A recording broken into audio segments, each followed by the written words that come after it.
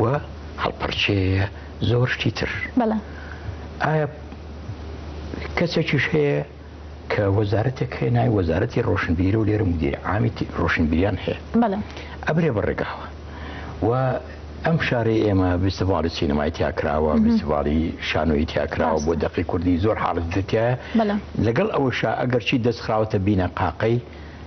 بەهۆی باری ئابووری و داراییەوە بەڵام من لێرە پیرۆزبایی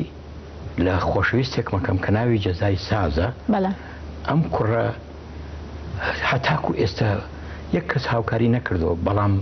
توانیوێتی هەموو چوارشەمانێک لە قاوەخانەی کەلتوری زەردەشتی فەرمانبەران هەموو چوارشەمانێک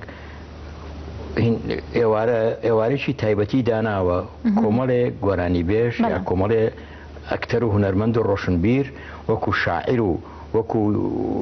زۆر حاڵەتەکانی کە دووسێ سعات ئەمسێ دروستکە و خەڵکەکە ژێن بۆ بینینی هەتا ئێستا کۆڕی ناوە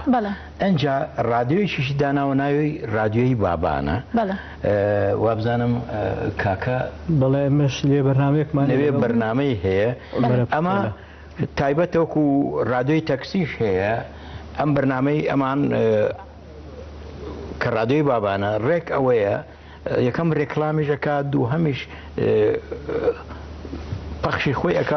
ئەمان لە ڕووی قەیرانەوە بۆ نمونە دەستخۆشی لە کاکجەزا و لە هاوشێوەکانی ئەوەکەین ببوورە کە نمونەیەکی جوان و نانێشتە قەیران بینەوە سەر حاڵەتەکانی تر من شتێکە بواسکەم پێش ڕەمەزان 30 حەلقەمان هەبوو تەسجیلمان کرد هەموو شتێکی ئامادە بوو بڕوا بکە بردمان بۆ حەچی تەلەڤیزیۆنەکانەیە هیچی بۆیان لێ ناین